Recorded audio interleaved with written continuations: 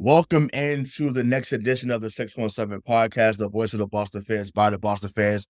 I'm Hollywood Richaun McKenna with my guy, the man, the myth, the legend, who's very happy for other reasons. For those that know, if you watch the show, we know that BK is a Cowboys fan. But tonight we are talking all things Celtics.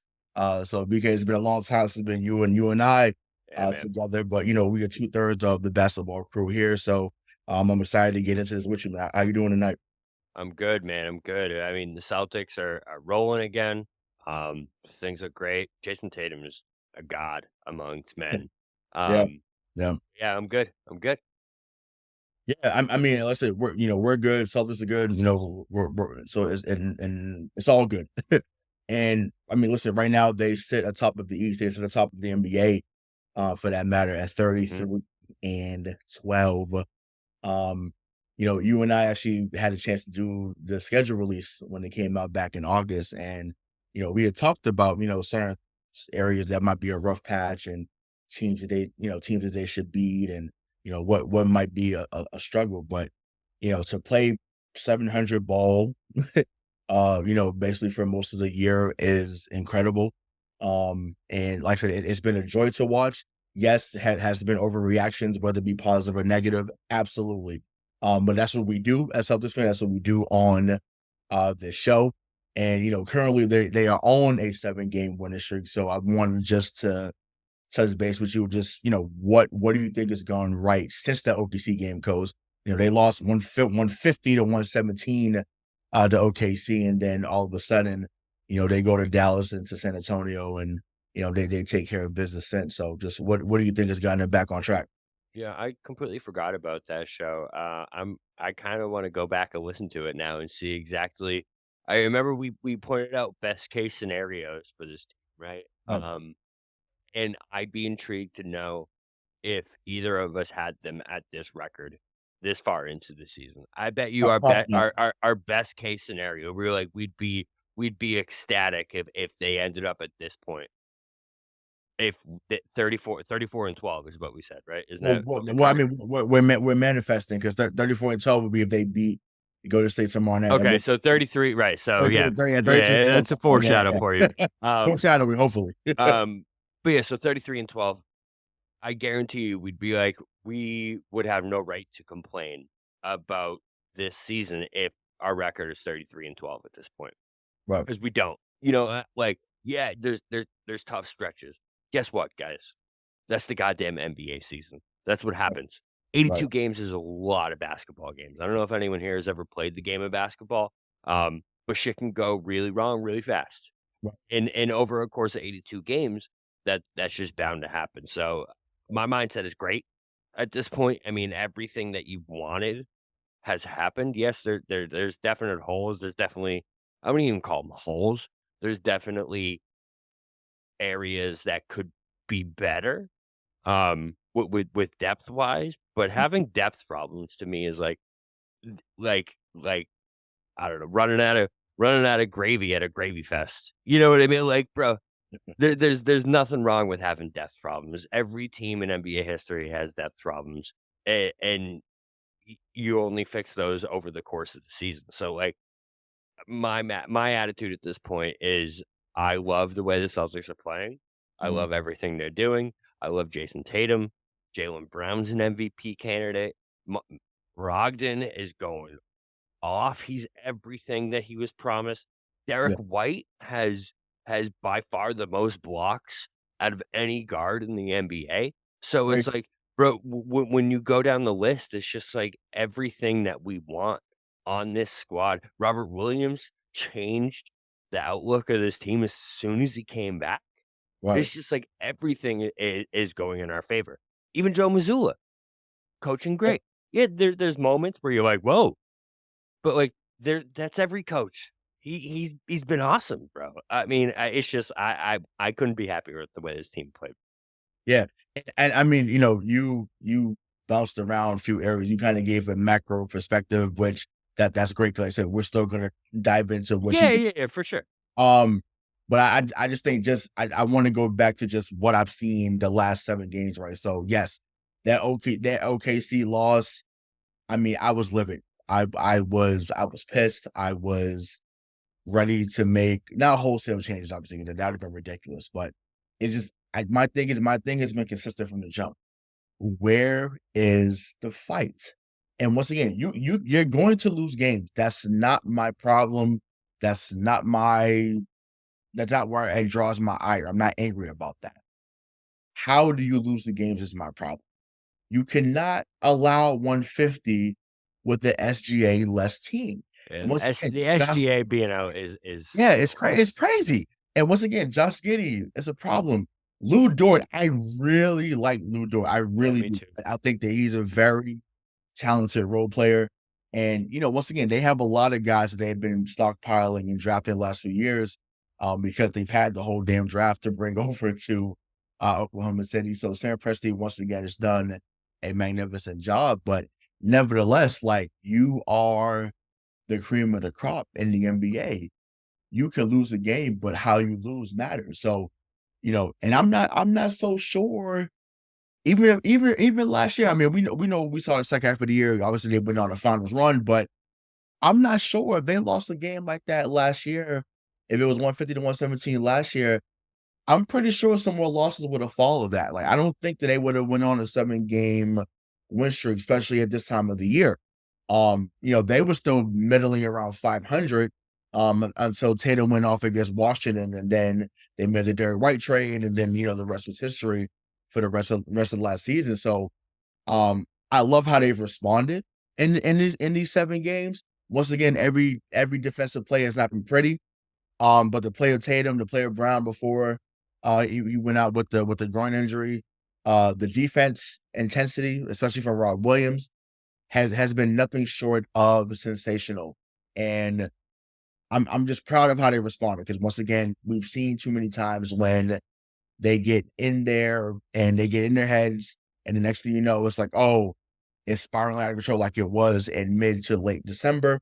Um, that West Coast road trip, even though it's funny, any other team that goes 4-2, we say, "Man, that was a great road trip." But because we expect so much and we were mad that they lost to the Warriors and to the Clippers, we damn near deemed it a failure. So, like you said, pump the brakes. They're playing 700 ball.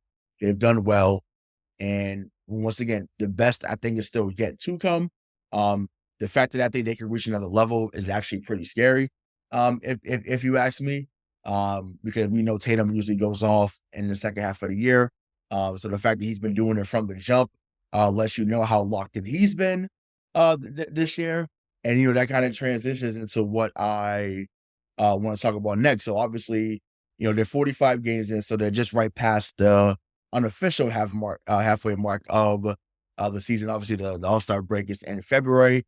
But just yeah, like what overall grade would you give them through the first 45 games? Once again, it's hard to nitpick, but we're trying to be objective here. It's what this Yeah, no, I'll be objective for you. Ready? A yeah. plus. A fucking Well, plus, man. yeah, yeah, Listen, I know that OKC loss was inexcusable, but yeah, I think people are thinking about OKC. Like, listen, yeah, it was the way they lost it was what was bad. The 150. That's really bad. that right. Since that game, Oklahoma City has beaten Washington. They Mhm. have some good players in Washington. They beat Dallas, they beat Philly, and they beat Brooklyn since that game. So, like, listen, OKC is nothing to be sneezed at. That team has some dudes, and, like, yes, it was a really bad loss, but OKC's not, the who's the worst team in the NBA right now? The Uh, the the Hornets, they have the horns, yeah, they're not exactly. the Hornets, man. They're much, much better than that, and I wouldn't be surprised to see them, like, in that playing conversation. Um, me A fucking plus. Yeah, A I had that in my head from the last I had to get it off. right, But yeah, I mean, like I said, it's just like when you go down the line, I see what you're saying when I kinda macroed this. yeah, Um, when you go down the line, man, there's nothing on this team that you can really point at that you would give less than or I personally would give less than an A to. Yeah, the defense could be better, but everyone's defense could be better in game 46 of an 82 game season. yeah, The defense I'm looking for is the defense near the end of the season and in the playoff. right now, man, it's just it's all gravy to me. Yeah. Yeah, so me, I'm actually I'm at an A minus, honestly. Like, I wasn't gonna be like no B plus or B or be like, I wasn't gonna be that disrespectful. You don't be a teacher. Don't give a B. I Don't am be a teacher, bro. Come on. yeah, I'm giving it A minus, and I'm giving it A minus. Like, I think about and once again, where this is I want to preface this. This is definitely nitpicking. So when you listen to this, when you watch this, when you hear this when this drops, yes, I am nitpicking. Someone's got to do it. Someone's Yeah, got to do it, someone has to man. do it, right? Because, it's at this moment, it can't everything can't be rose color glasses, but it's okay. We're still giving you good perspective. Um, I say A minus. So I think about some of the overtime losses in the early part of the year. I think about the defensive stretches that they've had where you're like, yo, how do you let so and so score on you like this? Mhm, Um, mhm. I think to me, I'm so big on it. I'm so big on defensive intensity. And once again, because when we were I was about to get to college. He was already at Dean when we went there. But um Don't age me. yeah, to see it to see to see how that '08 team, and yes, I know for those that listen, oh, we can't keep bringing up '08. Yeah, we can, and we will continue to do so. If we even bring up 2010, they got to the finals too. You never worried about them bringing it defensively. Is it a different game? Yes. Is the game more wide open and more skilled? Absolutely. The rules have changed to an extent. Yes. But you never worried about them bringing it defensively. And there's moments when you're saying, yo, you have the defensive player of the year. You have a great defensive, two defensive big men, great big men, in Time Lord and Big Al. Even though Big Al's getting up there in age, like they have a wing. They have guys that can defend the wing, and Jaylen Brown and Jayson Tatum. Um, to be honest, there's been times when Jaylen Brown has been non-existent on defense. Yeah. That's not an opinion. That's a fact. Once again, 27 tonight looks great on paper. He looks great next to Tatum. That's not my core. That's not my problem. Defensively, those two could be what Mike and Scotty were as wings.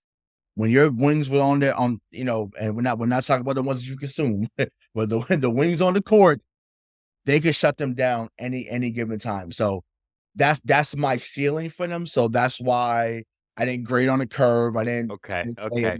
it, but go yeah, It's go like ahead. the smart kid turns in an A plus paper compared to Right, the B minus kid's paper, but right, you give them the A minus because you're like, you could do better. But like, right. yeah, I got it, okay. Right, Um, exactly, and once again, it's all about okay, once again, okay, as yeah, at season's end, do I believe it will be A plus? Absolutely. Once yeah, again, the insertion of Rob being back in the starting lineup has done wonders. yeah, it really has. Um, the way he's able to recover from, the paint It's to the unreal. perimeter is It's unreal, crazy, bro. unreal. Like, and point in case, the play in San Antonio where Romeo Langford had the ball at the end of the game. Unbelievable. And I mean, Romeo got to a spot. He got to a spot. He was ready to shoot. He pivots. Rob doesn't jump because usually he jumps. Rob will jump for just no reason. The man literally just a statue of liberty. He just stands tall, and basically Rome was like, damn, like where do I go? Like it was unreal. Um, like the dude his recovery skills is unbelievable, and it's really truly elite, and he's really a game changer, right? Obviously now that he's playing in increased minutes and increased role now, I think now we're going to see them really kicking into gear on the other end. And once again, they were blowing teams out this time last year once they got hot. Teams were the game was over in the third quarter.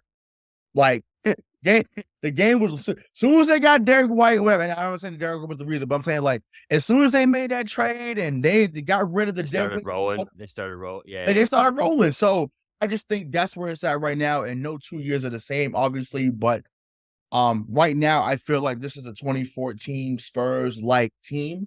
For those that don't know what I'm talking about, obviously they lost the year before to Miami, and then 2014 they went on a absolute tear, and then they murdered Miami in the finals, ending them in 5 games. So once again, yes, for those that don't, yes, I do teach it. Like I said, I had to give the A minus, but once again, I do expect that to fully change, K because you guys are absolutely rolling, and once again, there's not much to get at, honestly. I'm gonna counter your OA point to where, Okay. like, I do get it. I know what you're saying. That OA team was intense every Mm, night. Like, it was you felt their energy. I get it. But the '08 team didn't have this kinda athleticism and firepower to mhm, fall back on at any point. They were all at the end of their careers. Yes, they were still amazing, they were still awesome, but they weren't young and athletic and have this ceiling of offensive firepower that this team does. yeah, So I do feel like, we talked about this with Chris Forsberg in that interview where, um show notes in case anyone wants to see it. right, Where it's I think it's a I can't think of the word. It's tied to the fact that they can make up for it any night by yeah, putting up 30 points each. You know what I mean? By being the most prolific scoring duo literally in the NBA. yeah, At this point. So, like, I do hear you. I get it because we know what that ceiling is. I just think that sometimes it's easier for them to play offense, and it's easier for them to try and score 150 rather than stop the other guy from giving up 150 apparently. But you know what I mean? It's just yeah, I feel like they just have that to fall back on, so that's why sometimes you don't see that intensity mm. on the defensive end. And yeah, no, that's a good point. I think to add to that, and I may get catch flack for this, that's fine. Thank you for listening, keep listening. I want them to stop shooting so many threes. They do shoot a lot of threes. I just it's too much. It's too much. And yes, it sounds like, It's very old school of you. Yeah, yeah, it's very that's old fine, school that's of you, fine, bro. that's fine. Attack the paint. Like, I would say 3 to 4 turnovers they get a game is when they attack the paint and they'll get to where it's like they're That about kick to out. score, and Yeah. then they kick out, and then someone's there waiting. Just get the 2. Yeah, no. Like, for instance, the last game they played Monday night as recorders on a Wednesday, they Monday on I've seen about 2 or 3 players in a row where Charlotte was staying in the game. It wasn't because of threes, it was because they were getting the points in the paint. And it's like, yo, if you're still getting two, like if you get 5 of those in a row, that's 10 quick points. Excuse me. Then the inside allows you to move to branch out. You know, I heard Reggie Miller talk about this on NBA open court. 15, 17, 19. 15, 17, 19. Just do that. Listen, Jaylen Brown is the master of the mid range. You have to be able to score from all 5 areas. So in the paint, mid range, the elbow, and then obviously the 3-point range. And obviously, as just a quick aside, rest in peace to Chris Ford, who was the first person to hit a 3-pointer in the NBA when they brought it over in 1979. So it's ironic that I'm talking about that on the day that he passed away, but I'm like, I'm pretty sure he couldn't imagine that it would have been this many threes. Like he only hit 40% on like 160 attempts, they said earlier. So dudes are getting 160 threes made right now. Are you kidding me? So have a balance. That's all I want. Just have a balance. Yeah, no, A balance. I get it too. If we weren't so prolific at the rim like this team is, I would argue against it because, it's just the 3 era. But Mhm. when you have a guy like Jason Tatum, who is maybe the best finisher at the rim in the NBA, he's top 3. He's Yeah. unbelievable at the rim right now. And Now. now this year, Yeah. Yeah. specifically, yeah. Um, which is yeah, we can go off on that a little bit. Yeah. But and then Jalen, right? And then, you know what I mean? It's just you have these 2 guys, even Marcus is great at the rim. So I hear you. I would like to see, more finishes at the rim too. I Yeah, don't 'cause disagree with that. yeah, 'cause, like, the 5 out thing, it works for certain teams. Okay, like, for instance, if you're playing Philly, right, and you're playing Embiid, obviously Embiid, 7'2", 275, 280, um, it makes sense to draw him out the paint. That makes sense. But for guys like Mason Plumlee and, other guys that aren't near what Embiid and some other good centers in his league are, yo, go to work. Go to work. Like, you can dunk on people, especially Jaylen Brown. My God, he gets to the rim. He can put you on a poster immediately. Like, Yeah, no, I get it. I mean, Tatum has put people on post. Like, so my thing is, I like I said, I just want the balance. That's it. Once again, the best teams always go. For instance, Golden State. And now I'm not talking about last year, but even the years they had Durant, right? Durant wasn't shooting all threes. Durant kill your ass from everywhere. He gonna shoot a three, he'll shoot from 15 feet, and then he'll get to the rim. You have to be able to score at all levels in order to be successful. Yeah, And once again, I get it. The threes, it's a three era. We're gonna see it for a while. I just have to reiterate that. Just please, please, please, please, I'm pleading with you. Just have balance. yeah, I think it's the difference between really, really, really good and great. Yeah, So, like, you think about those Warriors teams that the first version was, like, awesome. They changed basketball. They were the reason why we have the NBA that we have today.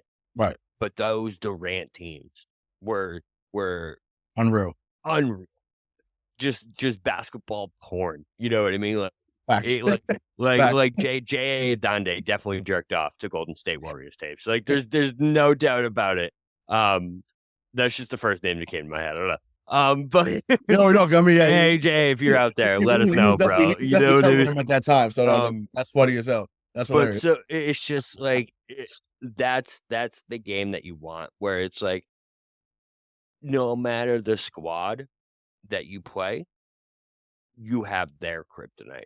You know what Right. I mean? And that's what the Warriors were, and that's what the Celtics team could be. So I hear it. Yeah, hopefully. So, want to switch gears to a player that I wanted to talk about because, we was actually on the show when the news broke for this too. Uh, Malcolm Brogdon. Um, yeah, I know Russell Westbrook and some other guys have played really well off the bench. Benedict Mathurin from, Indiana.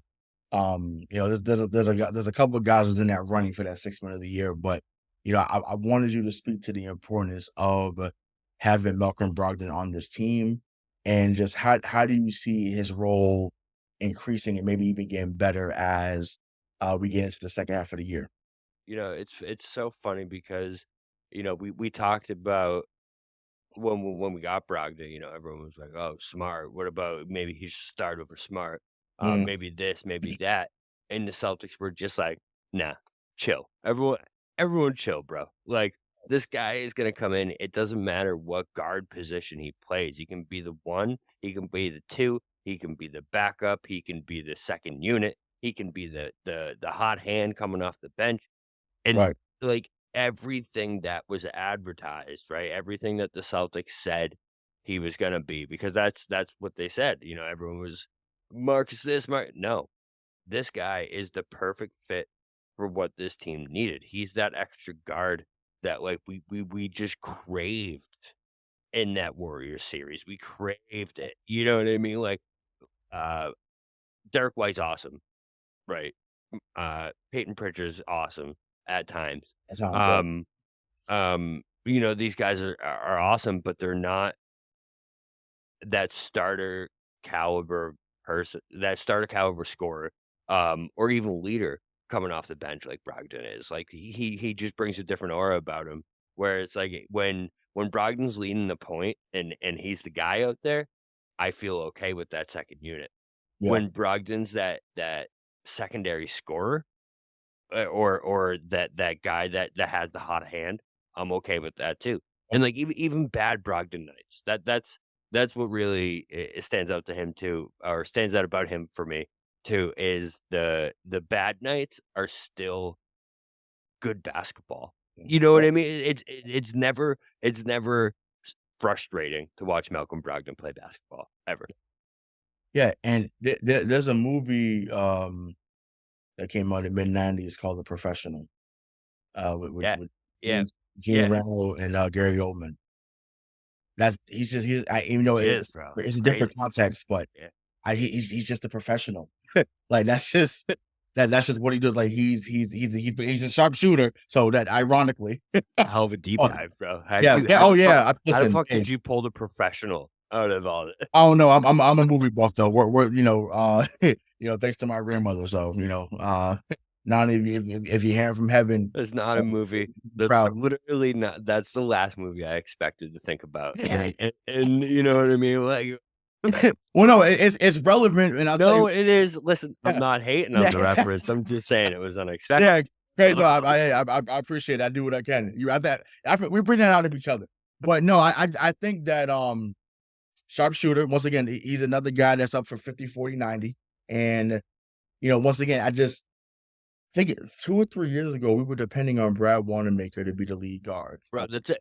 Listen, we Well, I want you to understand Tremont that Brad Wanamaker, ladies and gentlemen, once again, not a spam time. I don't want to be completely disrespectful, but Brad Wanamaker, who once again made his name in Purdue, obviously had a number of years overseas, comes over here, gets a chance at the NBA, was really great from the line. He was shooting 90% from the line, so he was awesome for that. But he's a just really good free throw shooter, yeah, though. but I mean, it's like, damn, the Come on. discrepancy between him and it's like, oh my god, like It's it's night and night day, and bro. day, bro. And It's night and day. even 2 years ago, the bubble season, man, Yeah, after Wanamaker, after all that, Tremont Waters was playing significant minutes yeah, for this team yep, in a do or die crucial basketball.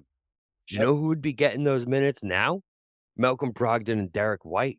yeah, Like, it would all those things that we were just racking our brain about back then, like, "What the fuck is going on? How oh, is this the guy that's I in re" crazy. it's gone, man, because now it's like even, who was out the other night? Was it White was out? Smart was, I think, yeah, It's and and Jalen, yeah, and Brogdon just steps up and drops 30 piece? yeah, Get the fuck yeah, outta here, bro.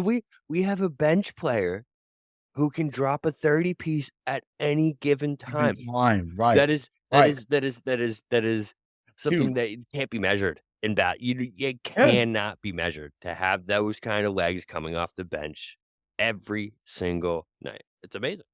And like I said, and they've monitored his minutes great. Okay, I know Yeah, we yep. can't worry about that at the beginning of the season, and that's what I was trying to tell DK. We mentioned I was like, "Yo, he's gonna be on the court when it matters the most." But we don't really need him to be his best version of himself until April. Like, Yeah, um, yeah. just turned 30, whatever. So he's playing 25 minutes a night anyway. So yeah, he may play 30 to 32 in the playoffs, which is fine. That's great. Like that. That's what you need from him, because of course I would love for it to be Smart, Brogdon, Tatum, Brown, and then Horford, or Smart, Tatum, Brown, Brogdon, and Rob to end the game.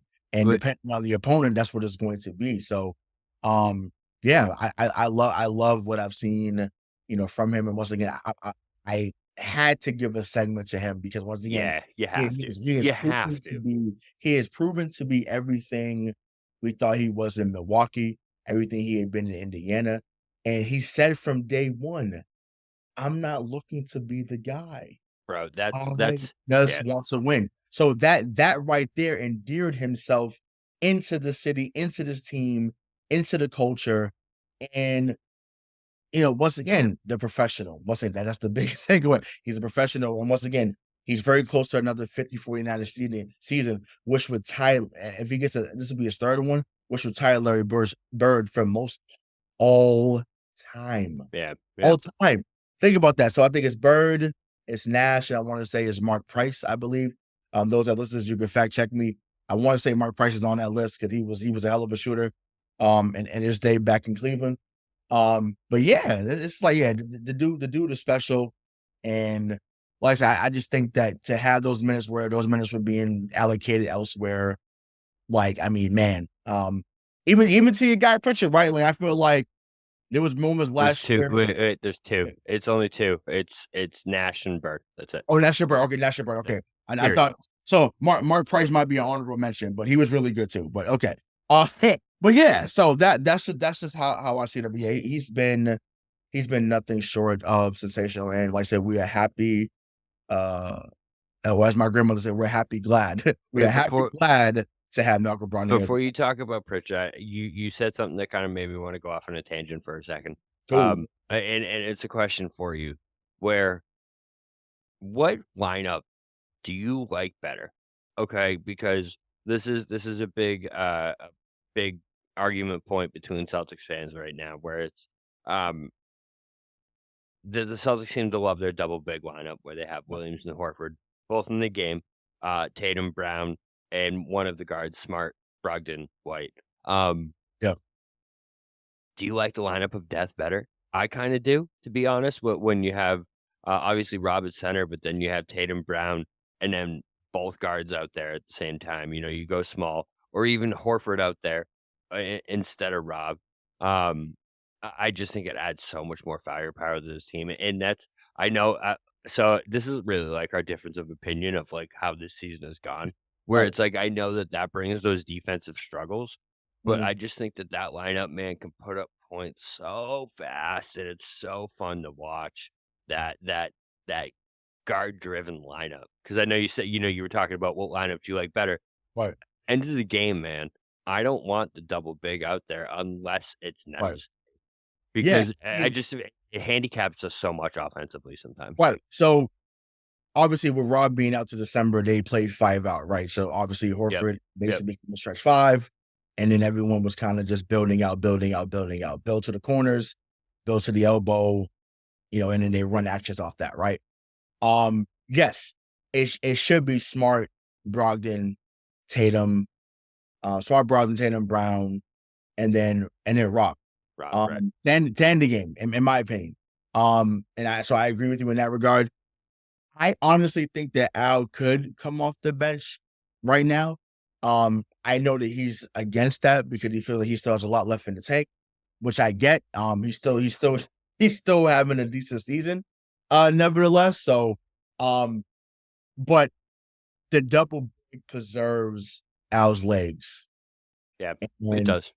that's where, and there's certain nuances that, he's able to space, and then because he's able to draw his man, once Tatum and Brown penetrate, they could throw the alley-oop to Rob, or they could shoot the layup, miss it, and then he catches it with a tip dunk, or he does the volleyball punch back out to, the perimeter. So there are pros, there are cons to both lineups.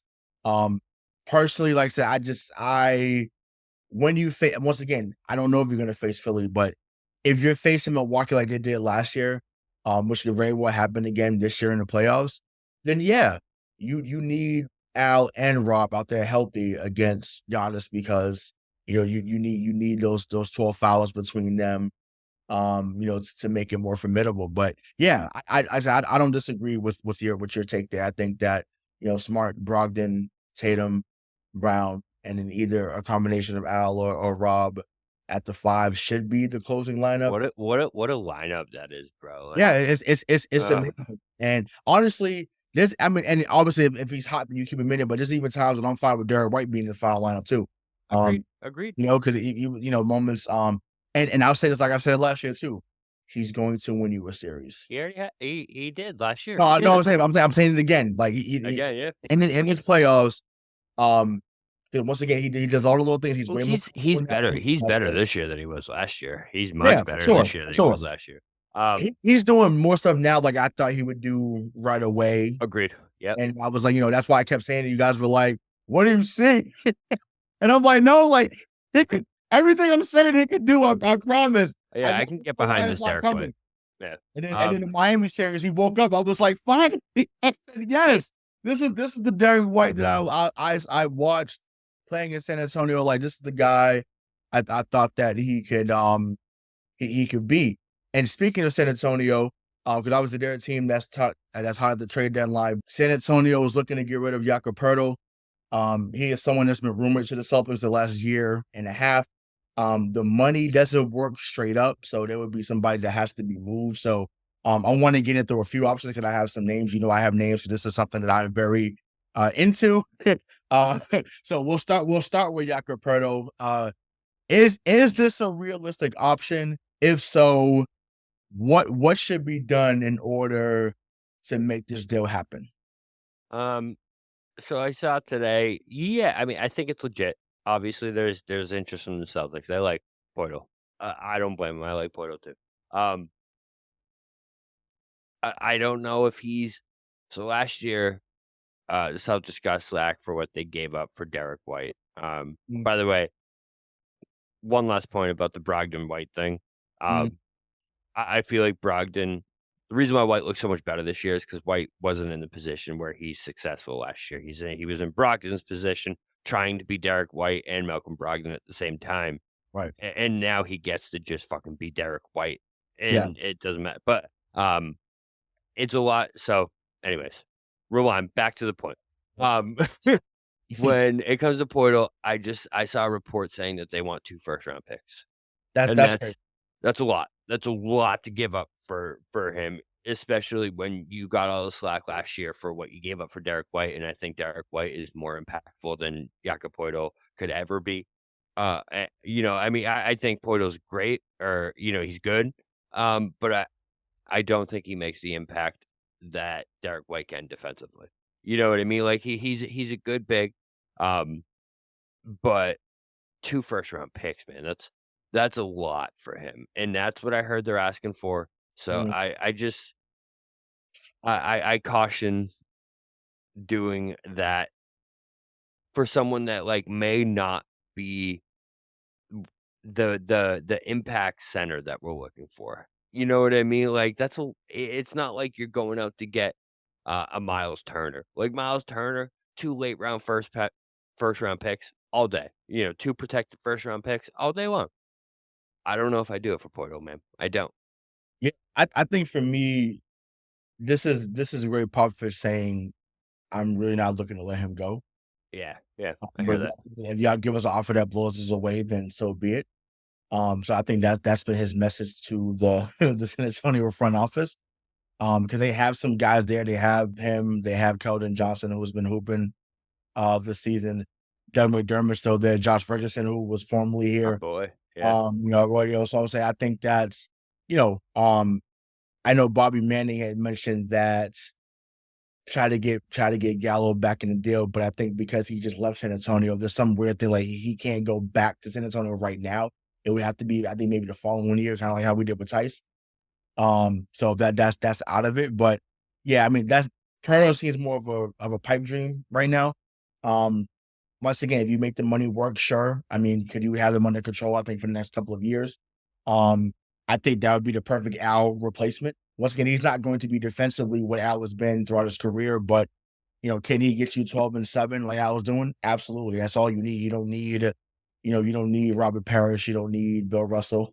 You just need someone that can come in there and hold down the fort. That's not super expensive at that position. Now, what I said to you earlier when we talked about we were planning out this show, uh I I firmly believe we need another wing. And you know how I feel about wings, like how Mhm. I feel about wings, how you feel about guards. And we just seen what happened with Jaylen Brown, right? Jaylen Brown is out for I mean, they say he could be back tomorrow for the Warriors game, but the fact that he had to miss time, should we go get Cam Reddish? Once again, they only looking for a second round pick. So if that's the case, I say go get him. But what are your thoughts on Cam Reddish as a player? I like Cam Reddish as a player. I loved him at Duke. Obviously, he's been a disappointment so far. Right. There's been flashes though. There was flashes in Atlanta. Huge. He's been up and down for sure. I think that's one of his drawbacks is his attitude, right? That's what everyone always said about Cam Reddish. I think you talk to Tatum and Brown about that. And if the price is right, you go get him because I 100% agree. I think he'd be a great scorer coming off the bench as long as he's okay with that role. You got to Right. make sure he can fit in because Yeah. to me, the most important thing about adding someone into this squad is making sure that they know their role and that they fit into this team chemistry. And Yeah. I think Brad knows that because he used to be a coach and he's not just like some big wig at the top that like it hasn't been through the grind and like in that family process. Right. But yeah, I like Cam Reddish. The talent's there.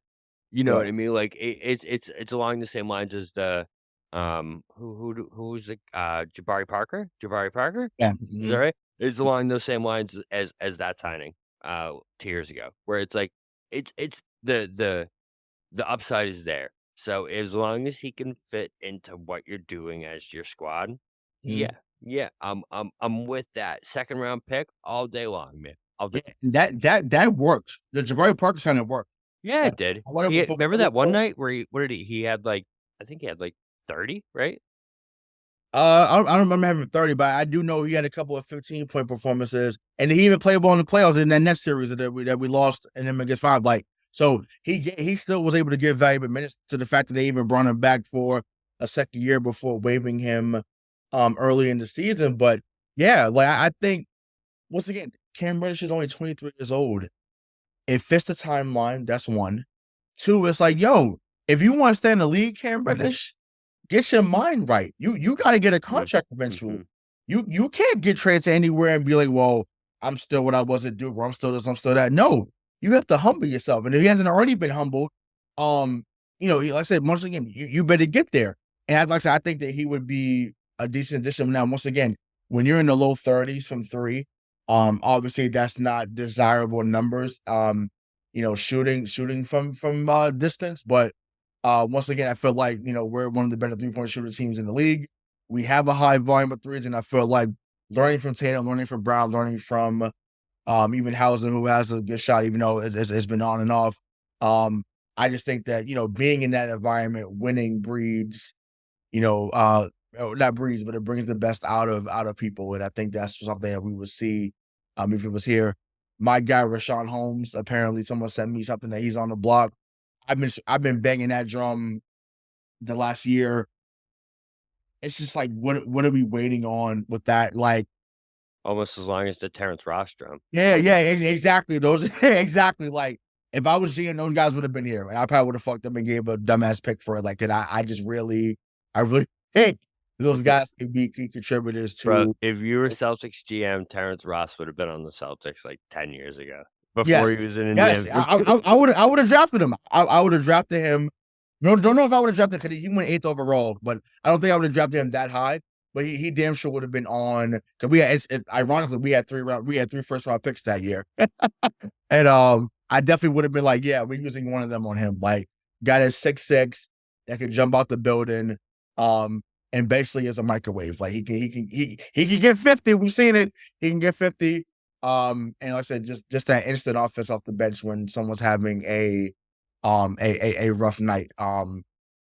So that's just something that he's someone that I just love as a player, irrationally. Yeah, Those are 2 guys I think about. I wanna write down some other guys that I had thought about, and we just kinda do some, rapid fire before we talk about, the Warriors game on Thursday night. So, I don't have it here in front of me, but I think that, Rui Hachimura, excuse me, my mind was drawn. ooh, I like Rui. Rui I've Hachimura from always liked Washington. Rui.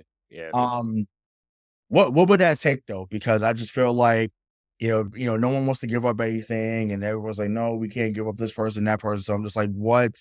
What is okay?" So I got my list here. So let me read the names, and then we'll start with Rui. But I got Naz Reid from Minnesota, Rui Hachimura from Washington.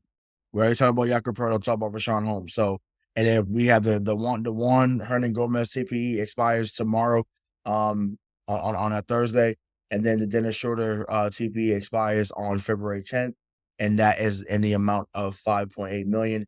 They have other TPEs, but they're virtually like They're impossible to tiny. move or Yeah, use they're really because small. they're like under $2 million. So there's nothing they can really do with that unless they were signed, get a veteran like at the end of the bench. So we'll start with Rui and then we'll go into Nas Reed and anybody else that comes to mind. So um thoughts on Rui. I know you say you enjoy him as a player, but if he was really going to be on the move, what would it take to get him here in a trade? So if it costs a rotation piece, you can't do it. You cannot sacrifice or jeopardize what is being built with the squad that we got. I'm sorry. Like, I get it. I know. but anyone that has significant minutes and, like, is a significant piece of this team on any night cannot be moved at this point. It's just you're doing the Xander Red Sox thing at that point. It's almost that correlation where it's like, what are you trying to build? What are you trying to get? Yeah, The best team in the NBA. right. Well, guess what? You already have it. So you literally have the best team already. So I I really caution against moving any kind of piece that is significant to this team. If you're talking about maybe some a G League prospect, if you're talking about I can't even think of anyone that I would move off the team. It's got to be picks or it's got to be someone that Oh, is literally is at the end of I the. got a potential deal for you. All right, go ahead.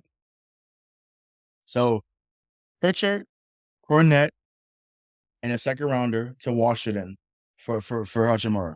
Okay, I So would think about that. I would pick him up at the airport. Are you kidding me? Those 2 for him? I Absolutely. would think about that, yeah. Um, You don't lose yeah, any. I agree. Listen, with Pritchard, um, he's your biggest trade piece. He's the only one, right? Because he really what he does for this team is um, it's minute at best. You know what I mean? There's nights where yes, he plays a big piece. I love Peyton Pritchard. Everyone on this podcast knows Yeah. Peyton Pritchard is my boy. But if you can get Rui Hachimura, what he brings to this team, like that he's exactly what we would need, man. He's a banger. He's a banger. And Yeah. he can play stretch. He can be a big 3. He can be a stretch 4. He can even fill minutes at the 5 if you need him to. He's got so much power. You know what I mean? So Yep. it's he's a perfect piece, man. I've loved that dude since he came out of Gonzaga. Love Rui. Yeah. So that's what I said. That's where I'm at. Honestly, and I said this to your phone too right before we got on. Golden State apparently was interested in paying Pritchard. No, that one I won't allow. No fucking way. I'm But not letting him go for to Golden State. DiVincenzo though, could I'd do it. And that's what the deal is. I'd do it. I would absolutely do it. Him for Yeah, but DiVincenzo, absolutely. what Absolutely. I don't want Pritchard to be like that would be so annoying though. If But Pritchard turns you into know what something happened though? because he went over to the Splash Bros and Yeah, like turned into some shit. he'd come with Eddie House was for us over there. I'd be fucking sick. I mean, I don't want I'd be sick. I What am I doing? I don't want any part of that, I'd be man. sick. Listen, you But know I'm my just love saying, affair with Peyton Pritchard, and I cannot take seeing him drain 35 footers in Derek White's face in the fucking NBA finals. My brain won't be able to comprehend it. So no fucking way. But I listen, if DiVincenzo's on the table, then sure. I'm not doing it for anybody No, else. I'm not sending him to the Warriors. Yeah, I don't It's want off the Moses table. Moody. I don't want Moses Moody. I don't want Anthony Lamb. I don't want anybody else on the, once again, if you want to give Jonathan Kuminga because you're not playing him, Okay, that's different. That's that's all different. different. If you're I don't giving me know why they do Kuminga, that. I would drive Yeah, you know Peyton what I'm saying? I Pritchard would to do the fucking that. airport, bro. Yeah, you know what I'm saying? So, I would trade 11 through 15. Yeah, bro. I fucking Kuminga, We're bro. Jonathan Kuminga, so I'm Imagine just saying. Kuminga on this squad, bro. Oh my god. Man, don't do that to me. So, Don't do that. yeah, yeah. I mean, listen, that's once again, that's another pipe dream. That's not happening. But I do wonder what they're doing with Wiseman too, because Wiseman has been basically non-existent since 2020, and They that's not gotta move him. their style. They're moving him. Hey, once again, if y'all want PP, cool. Give us 32. Yeah, let him learn behind Al. What? Oh yeah, I'm here for it. Y'all can take Justin Jackson too. Take him. Good. All Take right, him, baby. now we're just Yeah, we're getting out of control, but it's just like that. That's just where I mean, like you said, we're not giving anyone the top 8, obviously. So that's not even like unless you're getting no one can be on the table. yeah, unless That's you're a getting a significant star thing. back in return, obviously. There's no Even need. then, I don't think I'd do it. I don't think there's anyone in that rotation that I think could be dispensable. But yeah. Yeah, but listen, paying so Pritchard, even Howells is dispensable too. Let's be real. So Pritchard, House too, but Other, you're right. Cornette, Like those 3 guys, Yeah, once that's again, fine. you're not getting great returns for those, but those are the 3 guys I feel like could be on the move. I think they're gonna keep Blake. I think that Blake has done what he needs to do in his role. He's been a spot starter. He's basically been the John Burkett of for those that remember who John Burkett was in. So Frank Castillo. yeah, yeah, Frank Castillo, you know what I'm saying? So that's basically what he's been. So that's fine.